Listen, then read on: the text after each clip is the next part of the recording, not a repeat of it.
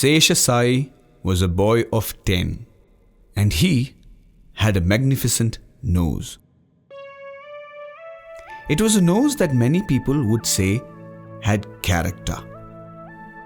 It was also a nose that people rarely ever saw because it was always buried in some book or the other. He took his books everywhere. He rarely spoke, and while most other kids were out in the playground, he was found beneath a tree with his nose buried in his book. The only person he came close to speaking to was the school librarian.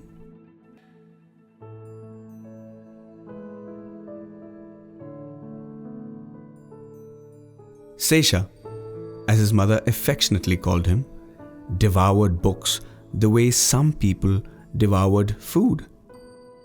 Every Thursday, he'd go to the library and pick out a new book.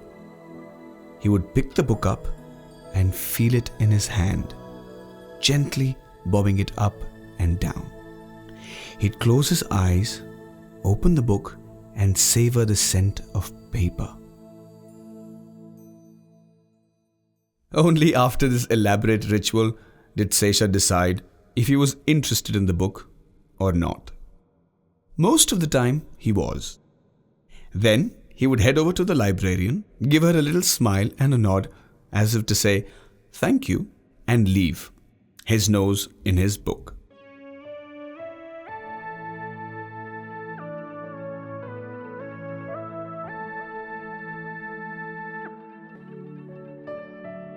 The other children thought he was strange and huddled together and made songs about him that they sang as he walked by. There goes Sesha, his nose in his book. Wouldn't give anyone else a look. There goes Sesha, his nose in his book. Wouldn't give anyone else a look. Does he have a nose? We wonder if it blows. Does he have a mouth? Is there someone who knows? Does he have lips? Are they pink, do you think? Or does he have eyes that read only ink? There goes Sesha, his nose in his book. Wouldn't give anyone else a look. But Sesha was not bothered by the taunts of the other children. His books were his world. Whenever he opened a book, he felt like a great explorer navigating a sea of words. It was always a great adventure. Sesha knew that books could take you places that most people only dreamed about. Why? Last week, he was a warrior deep in the forests of Africa. He could make weapons out of sharp stones and medicines from leaves. He even helped a hurt tiger by bandaging its tail. He wrote down the ingredients for the medicine in his little brown notebook. Sesha carried his brown notebook with him everywhere and would furiously write in it from time to time. Nobody knew what was in it. They heard it contained many strange secrets. They heard it had rainbow-striped tigers and horses with wings that came alive when you saw them.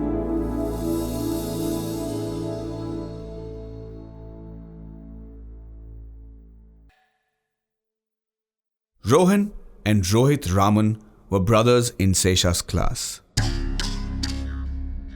They were also the unofficial rulers of the playground.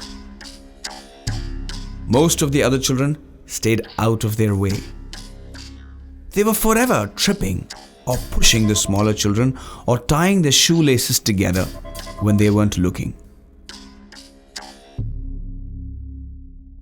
The only person who wasn't afraid of the Raman brothers was Sesha. This was because he was too busy reading to notice. The Raman brothers, however, had noticed him sitting by himself under a tree and didn't take very kindly to the lack of respect. One Thursday, they sat on the bench outside the library, huddled together under their raincoats. Sesha came walking down the path as usual, his nose buried in his book. And before you knew it, Rohit's big boots sprang out and sent Sesha sprawling to the ground. His book went flying out of his arms and into a puddle of brown. The brothers clutched their stomachs and laughed as Sesha watched the precious pages of his brown notebook slowly fill with mud. Sesha stood up, his eyes brimming with tears. He marched up to the Raman brothers, who were laughing so hard they couldn't even stand straight. All the other children stopped to watch the astonishing sight of Sesha.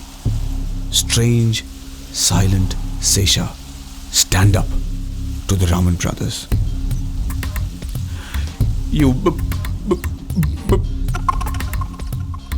The Raman brothers had stopped laughing. They were too shocked to react. You bullies, Sesha spluttered. There was silence. The only sound was the sound of rain falling on the pavement where the three boys stood.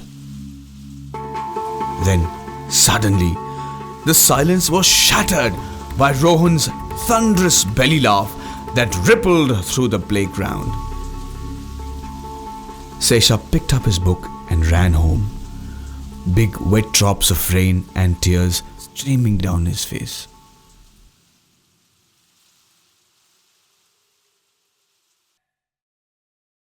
News travelled fast. By the next day, every child in the school had heard about the showdown in the playground. Hey, strange silent Sesha walked up to the Raman brothers. Strange silent Sesha couldn't even get a word out. The Raman brothers took complete advantage of the situation. Strange silent Sesha, his nose in a book, his eyes reading words that his mouth mistook. Strange silent Sesha, his nose in a book, his eyes reading words that his mouth mistook. When he utters, does he stutter? Can he mutter? Can he moan? Can he mumble without a fumble? Can he manage even a groan? Strange silent Sesha, his nose in a book, his eyes reading words that his mouth mistook. When his lips slip, teeth meet, and he mouth the words his eyes gleam, can he shut his mouth and throw up beer? It looks so funny, sounds so weird. When his lips slip, teeth meet, can he mouth the words his eyes gleam, can he shut his mouth and throw up beer? It looks so funny, sounds so weird. Strange silent Sesha, his nose in a book, his eyes reading words that his mouth mistook.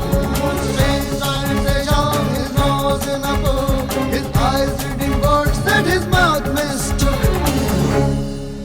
Strange silent Sesha, even stranger now, also very silly, like a spluttering cow.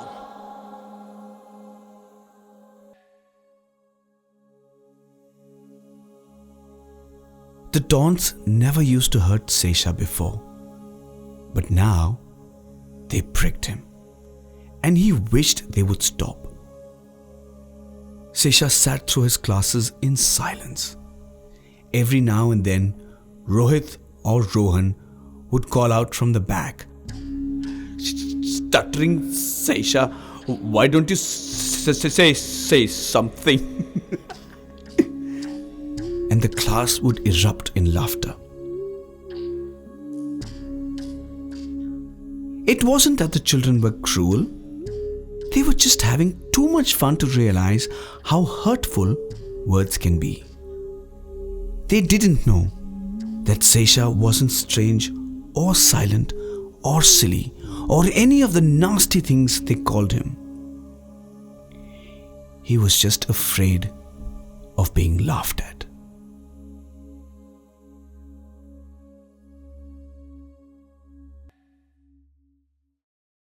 Then, one day, during geography class, Mrs. Raj talked about Bengal tigers.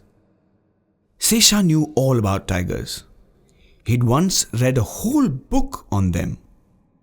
On any other day, his ears would have perked up with interest. But today, he was barely listening.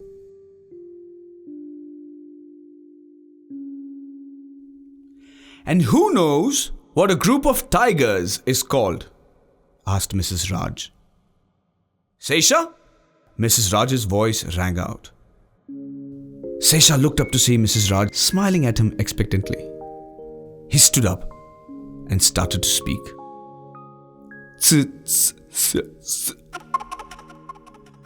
He fell silent as sniggers rippled through the classroom. Mrs. Raj shushed the class with one stern look. He tried again. He heard the Raman brothers laughing from the back, and he fell silent and stared at his shoes. He felt Mrs. Raj's hand on his shoulder and looked up to see her holding a piece of chalk in her outstretched arm. Sesha picked up the chalk and walked to the blackboard. He drew 2 lines, and then 2 more, and 2 more, and before you knew it, a tiger emerged with a tail and long, majestic stripes on his body. The class watched in amazement as Sesha's hands flew quickly and deftly over the blackboard. Beautiful white strokes filled the board. He drew another tiger right next to the first one, and another one, and another one, and soon there were 6 magnificent striped tigers on the board. It looked as though they would start roaring any second. The class broke out into a thunderous applause. Then, in big white letters below the drawing, Sesha wrote S-T-R-E-A-K, streak.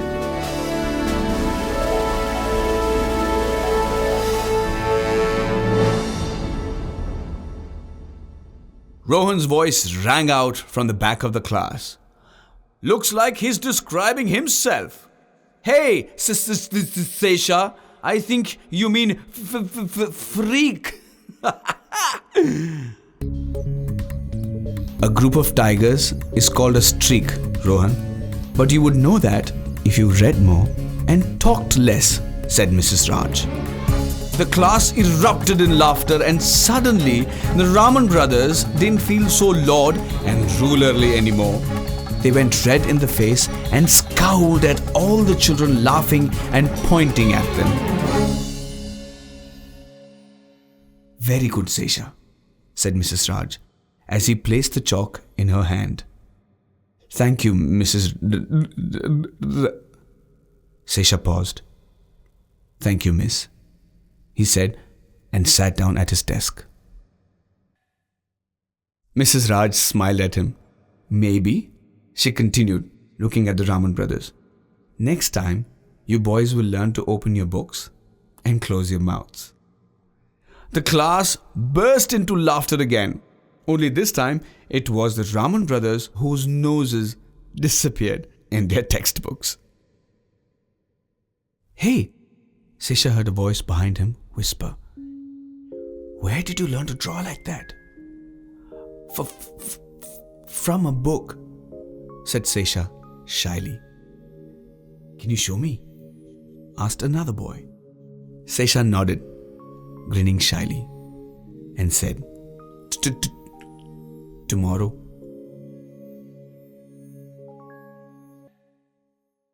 And with that, strange, silent Sesha opened his notebook to the lesson on Bengal tigers as Mrs. Raj's voice filled the classroom. He had a feeling that his nickname wouldn't last very long. And he was right. Because from that day on, When his classmates spoke of Sesha, they referred to him as Sher Shah, the Tiger King. And as for the Raman brothers, it wasn't long before they too were a part of the line that followed Sesha into the library every Thursday morning, where Sesha, with his elaborate ritual, would pick out a book for every student.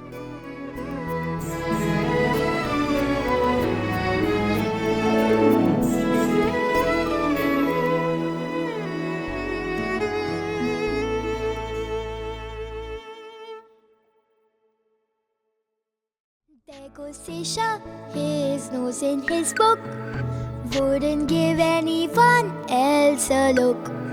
There goes Sesha, his nose in his book, wouldn't give anyone else a look. Does he have a nose? We wonder if it blows. Does he have a mouth? Is there someone who knows? Does he have lips? Are they pink, do you think? Or does he have eyes and read only ink? There goes Sesha, his nose in his book, wouldn't give anyone else a look. Strange silent Sesha, his nose in a book, his eyes reading words that his mouth mistook. Strange silent Sesha, his nose in a book, his eyes reading words that his mouth mistook.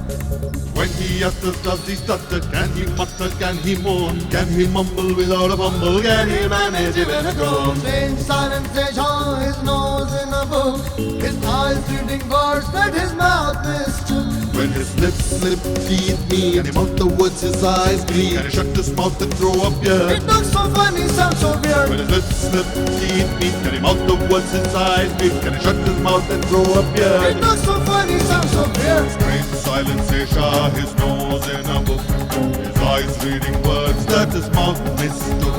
Strange silent Sesha, his nose in a book, his eyes reading words that his mouth mistook. Strange silent Sesha, even stranger now, also very silly, like a spluttering cow.